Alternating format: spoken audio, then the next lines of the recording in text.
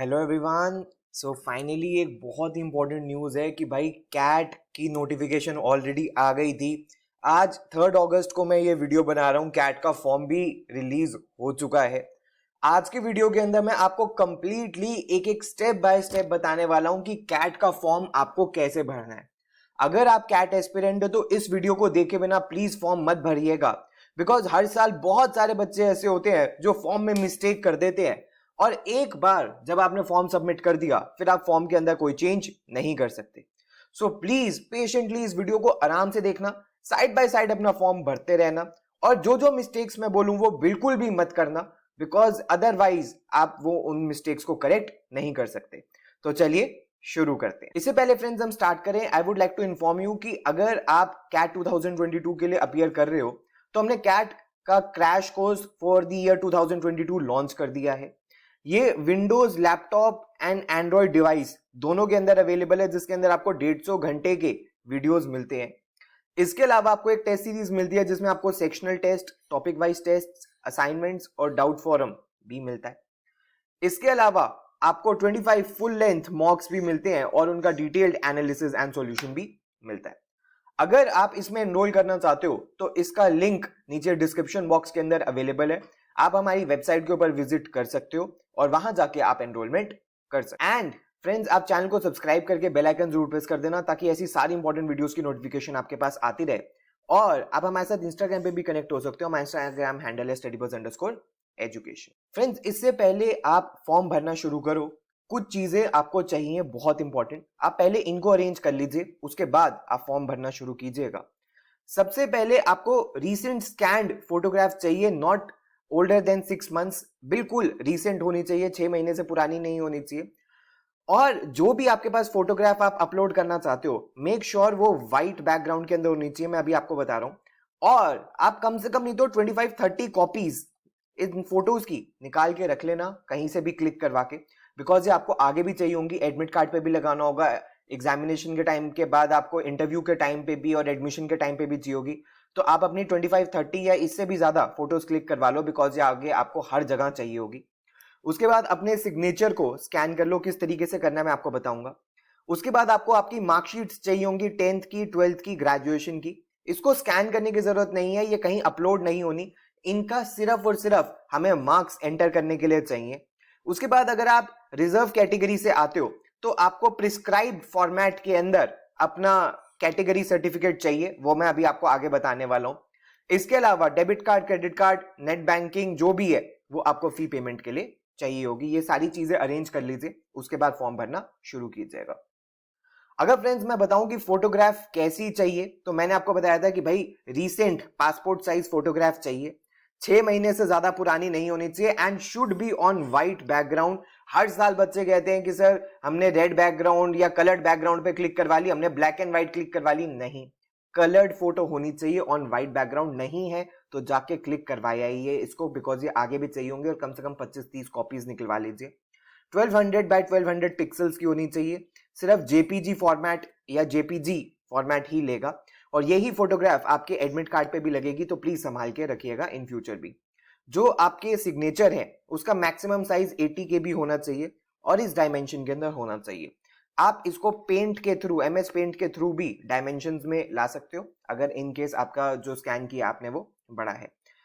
इसके अलावा जो बच्चे रिजर्व कैटेगरी से आ रहे हैं उनको कैट की वेबसाइट से सर्टिफिकेट डाउनलोड करना है अगर उनके पास नहीं है, और उनको कॉम्पिटेंट अथॉरिटी से वो साइन भी करवाना है and it must be in the PDF format, वो जेपीजी फॉर्मेट में नहीं जाएगा। तो अगर आप रिजर्व कैटेगरी से आते हो तो प्लीज अपना सर्टिफिकेट जल्दी से जल्दी अरेंज कर लीजिए, बिकॉज एंड टाइम पे अगर आपको नहीं मिला तो फिर आप फॉर्म नहीं भर पाओगे। इससे पहले फ्रेंड्स आप स्टार्ट करो, आपको मैं कुछ चीजें एकेडमिक मार्क्स के बारे में बता दूं, बिकॉज हर साल बच्चों को इसके रिलेटेड कंफ्यूजन रहती है और मैं ये वीडियो के ड्यूरेशन में भी बताऊंगा।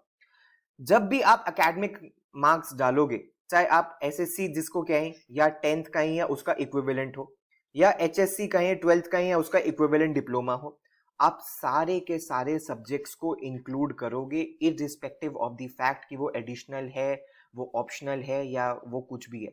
अगर वो आपकी मार्कशीट में एग्जिस्ट कर रहा है और उसके कॉरेस्पॉन्डिंग कुछ मार्क्स या सीजीपीए है तो आपको उसको इंक्लूड करना पड़ेगा। तो अगर आपको सीजीपीए दिया हुआ है, एसजीपीए दिया हुआ है, तो आपको सीजीपीए नहीं एंटर करना होता, आपको मार्क्स एंटर करने होते हैं। तो आपकी मार्कशीट के ऊपर वो मेंशन होता है फॉर्मूला, जिससे आप सीजीपीए एसजीपीए को कन्वर्ट कर सकते हो। नहीं तो मैं आपको आगे बताऊंगा कि किस तरीके से आपको करना है। इन केस अगर आपकी मार्कशीट पे कोई फॉर्मूला एग्जिस्ट नहीं करता, तो आपको क्या करना है, अपनी सीजीपीए, मान लीजिए आपकी सीजीपीए 8 और मैक्सिमम सीजीपीए आती है 10, सीजीपीए ऑब्टेन्ड, ठीक है, और मैक्सिमम सीजीपीए से आपको डिवाइड करना है उसको और 100 से मल्टीप्लाई कर देना है। तो इस तरीके से आपके जो मार्क्स हो जाएंगे वो 80% हो जाएंगे। तो इस तरीके से आप निकाल सकते हो, प्रोवाइडेड कोई फॉर्मूला नहीं है। तो अगर फॉर्मूला दिया गया है तो उसी फॉर्मूला के थ्रू आपको करना है। तो फ्रेंड्स एक बार हम शेड्यूल देख लेते हैं। आज 3 अगस्त को मैं ये वीडियो बना रहा हूँ। कैट की रजिस्ट्रेशन शुरू हो गई है सुबह 10 बजे। 14 सितंबर लास्ट डेट है फॉर्म भरने की, लेकिन कोई भी बच्चा लास्ट डेट का वेट नहीं करेगा सोच के कि लास्ट डेट तो हमेशा एक हफ्ता एक्सटेंड हो जाती है। अगर आपको फॉर्म भरना है तो आप अगस्त के महीने के अंदर ही इसको भर के खत्म करोगे। उसके बाद जो एडमिट कार्ड्स हैं वो 27 अक्टूबर से रिलीज हो जाएंगे, तो आपको पता लग जाएगा आपकी एग्जामिनेशन सिटी क्या है। और जैसे कि आपको पता है कि कैट नवंबर के लास्ट संडे को होता है, तो इस साल 27 नवंबर को ये होगा। तो फ्रेंड्स हमें फॉर्म कैसे भरना है, सबसे पहले हमें इस लिंक के ऊपर विजिट करना है, iamcat.ac.in, लिंक नीचे डिस्क्रिप्शन बॉक्स के अंदर भी है। इसको आपको इग्नोर कर देना है, इसको आपको इग्नोर कर देना है। सिंस आप एक न्यू कैंडिडेट हो तो आप रजिस्टर के ऊपर क्लिक करोगे, बट इससे पहले आप रजिस्टर के ऊपर क्लिक करो, आप वेबसाइट को नीचे स्क्रॉल करोगे और स्क्रॉल करके आप देखोगे कि आपको बहुत सारी इंफॉर्मेशन दी हुई है। प्लीज इसको रीड कर लीजिएगा ताकि आपके माइंड के अंदर कोई कंफ्यूजन ना रहे। हम भी इनके ऊपर फ्यूचर में वीडियो बनाएंगे, आप प्लीज इसको भी डेफिनेटली पढ़ लीजिएगा रजिस्ट्रेशन गाइड को, ताकि आपके सारे डाउट्स क्लियर हो जाएं। एंड आप सिलेक्शन प्रोसेस ऑफ आईएम्स को भी देख लीजिएगा, इसके ऊपर भी हम वीडियो बनाएंगे। और भी जो इंपॉर्टेंट इन्फॉर्मेशन है, एलिजिबिलिटी या मीडिया रिलीजेस, इनको भी देख लेना। अगर आप रिजर्व कैटेगरी से आते हो तो यहाँ पे सर्टिफिकेट का फॉर्मेट दिया गया है, आप इनको प्लीज पढ़ लीजिएगा, बिकॉज अदरवाइज आपसे कोई मिस्टेक ना हो जाए। आप ऐसी मिस्टेक को प्लीज अवॉइड कीजिएगा, इनको पढ़ के ही आप अपलोड कीजिएगा। तो फ्रेंड्स जब आप रजिस्टर पे यहाँ पे क्लिक कर दोगे तो उसके बाद आपके सामने एक ऐसी विंडो ओपन होगी। प्लीज इसको आप गूगल क्रोम के अंदर या किसी मोजिला फायरफॉक्स के अंदर या माइक्रोसॉफ्ट एज के अंदर ही खोलिएगा। जब आपके सामने ऐसी विंडो होगी तो ये जो पॉपअप होगा इसको आपको क्लोज करना है। जब आप इसको क्लोज कर दोगे तो अगेन आपके सामने एक पॉपअप आएगा, ये बता रहे हैं कि ये वाली इंफॉर्मेशन ये आपकी यूज करेंगे, ठीक है। तो इसको भी आपको कंसेंट देके मतलब बेसिकली यहाँ पे क्लोज कर देना है, ये इन्होंने पहले ही इन्फॉर्म कर दिया है। और अब आपकी यहाँ से रजिस्ट्रेशन शुरू होती है। यहाँ से आप अपनी बेसिक डिटेल्स डालोगे, नेम ऑफ द कैंडिडेट, खासकर ये ध्यान रखिएगा जो 10th क्लास में है वो ही माना जाएगा। अगर आपका 10th में अलग है और बाकी कहीं और जगह अलग है तो आपको 10th वाला ही डालना है और कोई नहीं डालना। आप अपनी डेट ऑफ बर्थ डालेंगे, ईमेल एड्रेस डालेंगे, दोबारा ईमेल एड्रेस डालेंगे, प्लीज़ ध्यान से डालना।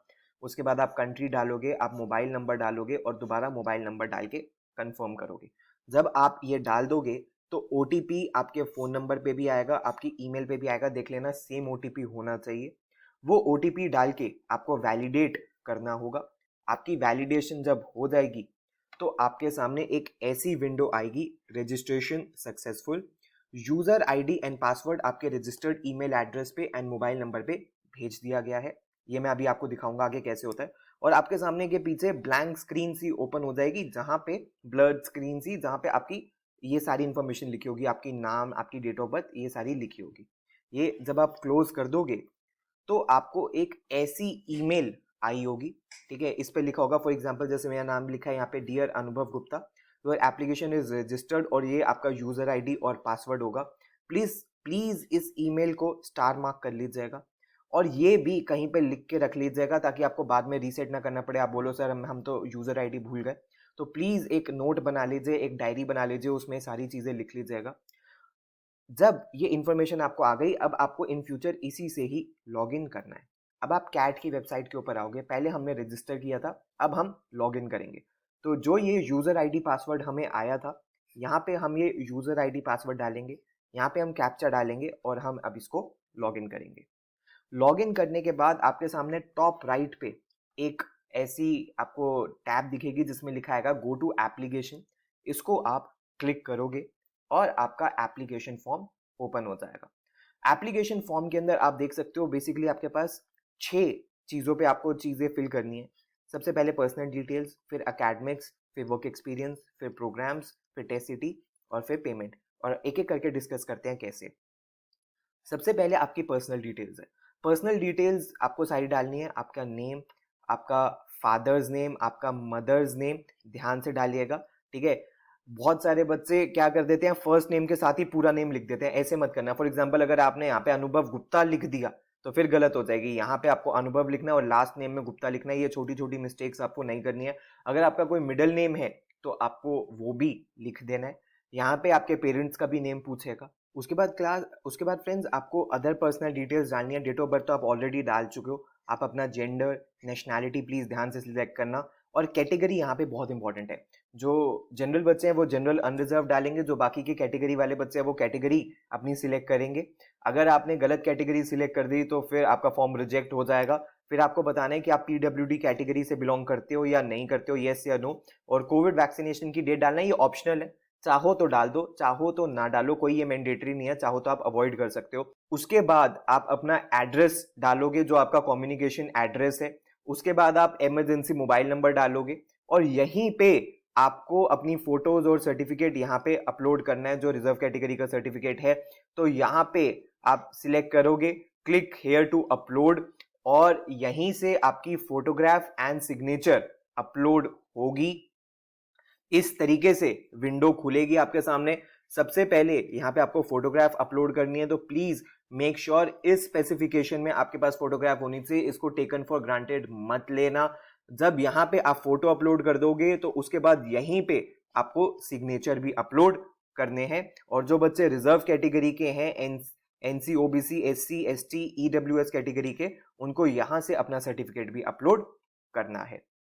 उसके बाद जब हम पर्सनल डिटेल्स डाल देंगे, अब सबसे इंपॉर्टेंट आता है एकेडमिक्स का मार्क्स, एकेडमिक्स का कॉलम। और एकेडमिक्स के कॉलम में हर साल बच्चे बहुत सारी मिस्टेक कर देते हैं। सबसे पहले आप 10th की डिटेल्स डालोगे, अपनी मार्कशीट निकाल लीजिएगा। आप 10th का बोर्ड सिलेक्ट करोगे कि आपका CBSE central board of secondary education है या कोई और बोर्ड है। Month and year of completion, आपकी मार्कशीट के ऊपर जो मंथ एंड ईयर दिया होता है वो आप सिलेक्ट करोगे, कोई गलती नहीं होनी चाहिए। Marks inclusive of all subjects. अब यहाँ पे आते हैं बहुत इंपॉर्टेंट, बहुत सारे बोर्ड्स हैं। फॉर एग्जांपल जैसे सीबीएसई बोर्ड है, वहां पे आती है आपकी सीजीपीए।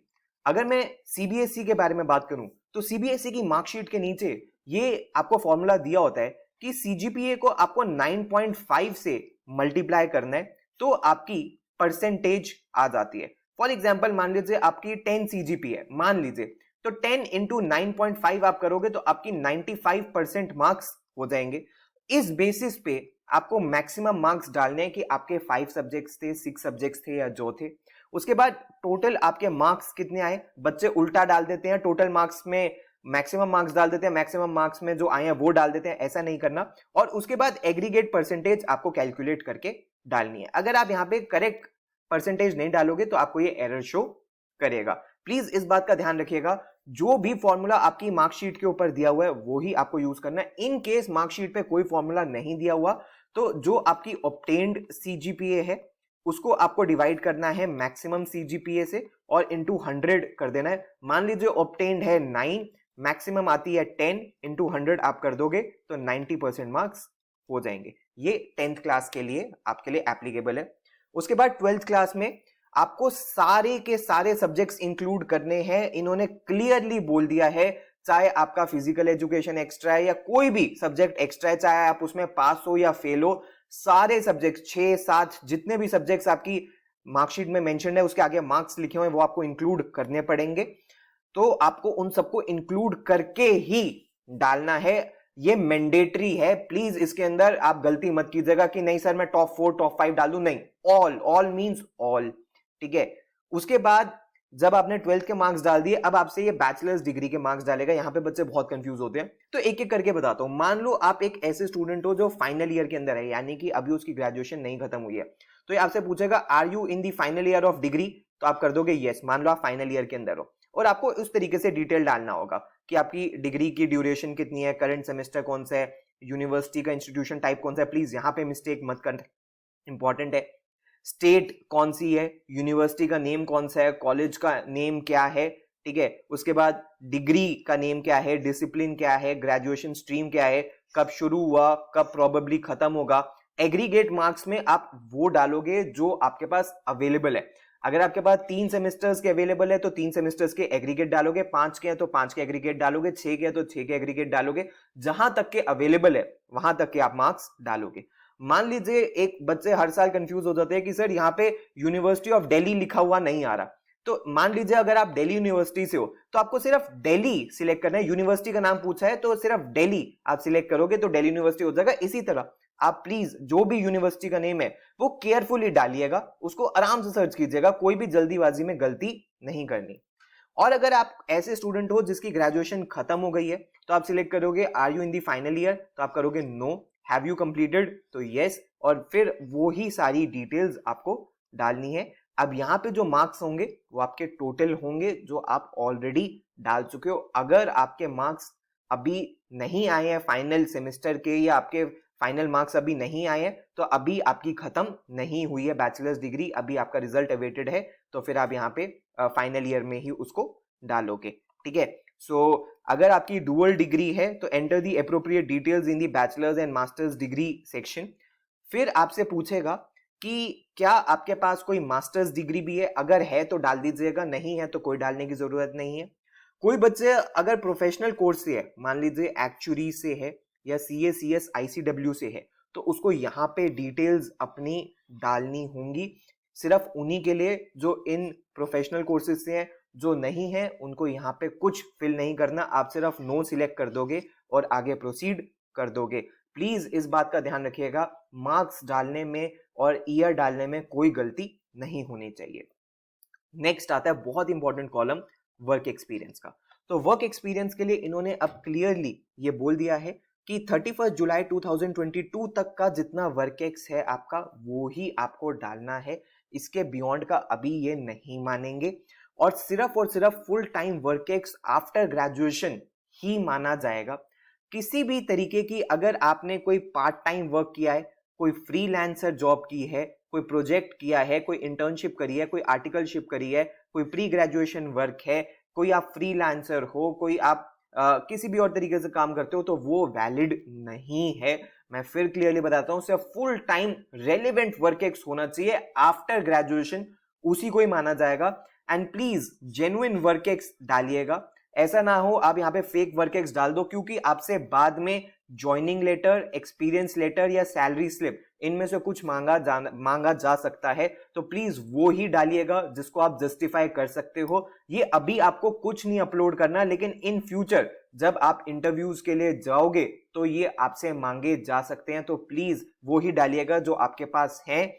तो आपको यहाँ पे इंडस्ट्री टाइप सिलेक्ट करना है। अगर आप किसी इंडस्ट्री के अंदर आते हो तो ठीक है, अदरवाइज यहाँ पे नीचे एक अदर्स का कॉलम है, उसको आपको डालना है। आपको बताना है कि आपकी स्टार्टिंग डेट कब थी, एंडिंग डेट 31 जुलाई 2022 डाल देना, अगर आपने 31 जुलाई 2022 तक काम किया और अभी भी कर रहे हो तो। अगर बीच में आपका कोई ब्रेक है तो वो आपको डालना है। और एक्सपीरियंस इन डेज ये ऑटोमेटिकली यहाँ पे कैलकुलेट करके बता देगा, वो आपको कैलकुलेट करने की जरूरत नहीं है। उसके बाद आता है बहुत इंपॉर्टेंट प्रोग्राम्स। अब प्रोग्राम्स में चाहे आप एक सिलेक्ट करो, चाहे आप सारे सिलेक्ट करो, आपको कोई एक्स्ट्रा फीस नहीं देनी। आप एक कैट के फॉर्म से ऑलमोस्ट सारे आईएम्स के लिए एलिजिबल हो जाते हो। प्लीज प्लीज ध्यान से सुनिएगा, यहाँ पे आप सिलेक्ट ऑल करोगे, आप कोई भी प्रोग्राम, कोई भी कैंपस नहीं छोड़ोगे, कोई एक्स्ट्रा फीस नहीं देनी, क्योंकि यू नेवर नो आपको कौन से फॉर्म की या कौन से कैंपस से कौन से कोर्स की कॉल आ जाए। तो इसीलिए सबको आपको सिलेक्ट कर देना है। और इंटरव्यू सिटी प्रेफरेंस आराम आराम से भरना। मान लीजिए आपने सिटी प्रेफरेंस भरी दिल्ली 1 किसी पर्टिकुलर प्रोग्राम के लिए, तो प्रेफरेंस 2 आप दिल्ली नहीं भर सकते, इसके अलावा कुछ और भर सकते हो, मान लो आप मुंबई भर दो, ठीक है। उसी तरह आपको सबकी ये डालनी है। तो थोड़ा यहाँ पे 5-10 मिनट लगेंगे आपको ये फिल करने में, कोई जल्दीबाजी नहीं है, सिलेक्ट ऑल करके सब कुछ को डालिएगा। बस अगर आप चाहते हो कि छोड़ना कि यार मैं इन कुछ को छोड़ दूं, तो जो पीएचडी वाले प्रोग्राम्स है, अगर आप मास्टर्स नहीं हो तो आप पीएचडी वाले प्रोग्राम्स को या FPM fellow programme in management वालों को आप हटा सकते हो। बाकी प्लीज पीजीपी, ईपीजीपी किसी को मत छोड़ना, कोई एक्स्ट्रा फीस नहीं देनी। अगर आपने यहां पे गलती करी तो आप इसको करेक्ट नहीं कर सकते इन फ्यूचर। जब आप ये सारे प्रोग्राम सिलेक्ट कर लोगे, उसके बाद आपको टेस्ट सिटी सिलेक्ट करनी है। इस बार इन्होंने 6 सिटीज के ऑप्शंस दिए हैं, तो प्लीज अपनी नियरेस्ट 6 सिटीज आप सिलेक्ट करोगे। सबसे पहली वो सिटी जहां पे आप रह रहे हो या कैट के टाइम पे जहां पे आप होगे, उसके बाद सिटी 2, 3, 4, 5, 6 उसके आसपास की सिटीज जहां पे आप पहुंच सकते हो। प्लीज कोशिश करके लास्ट टाइम तक का वेट मत करना, बिकॉज लास्ट टाइम तक क्या होता है, बच्चों को फर्स्ट प्रेफरेंस की सिटी नहीं मिलती, फिर उनको सेकंड या थर्ड सिटी में भेजा जाता है। तो अगर आपके लिए कहीं दूर है तो प्लीज हो सके तो जल्दी भर देना, इनको केयरफुली आप फिल करना। उसके बाद जब आप सेव एंड नेक्स्ट करोगे तो आपके पास लास्ट कॉलम आ जाता है पेमेंट का। अभी पेमेंट नहीं करनी है, आपको यहां पे दिखेगा candidate name and registration fee आपकी कैटेगरी के अकॉर्डिंग दिख जाएगी। अभी पेमेंट मत करना, बिकॉज मैं आपको एक बहुत इंपॉर्टेंट चीज बता रहा हूं। जब आप इसको स्क्रॉल डाउन करोगे तो यहां पे एक ऑप्शन आएगा प्रीव्यू का, आप यहां पे देख सकते हो। इसको ओपन कीजिए और अपने फॉर्म को एटलीस्ट 2-3 टाइम्स आप प्रूफ रीड कीजिए। Make sure, double sure, triple sure आपके फॉर्म में कोई भी मिस्टेक नहीं होनी चाहिए। अगर आपको लगता है कि भाई मुझसे कोई मिस्टेक हो सकती है, तो आप यहीं पे पहले इसका प्रिंट आउट निकाल लीजिए, उसको आराम से थॉरोली रीड कीजिए, पेंसिल से आराम से देख लीजिए। जब आपको लगे कि हाँ भाई आपके फॉर्म में सारी चीजें करेक्टली भरी गई हैं, कोई भी छोटी सी छोटी स्पेलिंग मिस्टेक तक भी नहीं है, उसके बाद ही फी पेमेंट कीजिएगा किसी भी मोड से। जब तक आपने अपना फॉर्म क्लियरली नहीं भर लिया है, प्लीज देख लेना जो फोटोग्राफ आपने अपलोड करी है वो करेक्ट है, जो सिग्नेचर अपलोड किया है वो कहीं ब्लर ना हो, जो एकेडमिक मार्क्स डाले हैं, जो वर्क एक्सपीरियंस डाला है, जो प्रोग्राम सिलेक्ट करे हैं, जो सिटी है, जो पर्सनल डिटेल्स है, सब करेक्ट होनी चाहिए, तभी फी पेमेंट करना। अदरवाइज उसको करेक्ट करके फी पेमेंट करना। एक बार अगर आपने फी पेमेंट कर दी तो उसके बाद आप फॉर्म को करेक्ट नहीं कर सकते।